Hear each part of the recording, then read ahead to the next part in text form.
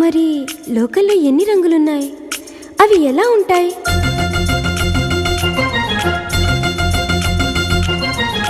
బుగ్గ మీద వెచ్చని సిగ్గు వచ్చినప్పుడు దానిని అడుగు, ఎర్రదనం అంటే చెబుతుంది.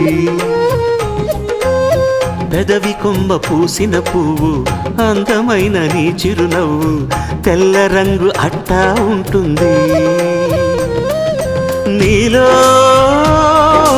నిలువున పులకలు రేగిన వేళ నువ్వే పచ్చని పైరువు అవుతావమ్మా.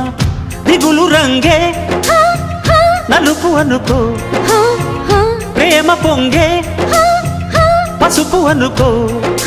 భావాలను గమనిస్తుంటే ప్రతి రంగును చూస్తున్నట్టే, చూపులు ఎవరివైనా చూపించే లోకం ఒకటి. నేస్తమా ఇద్దరి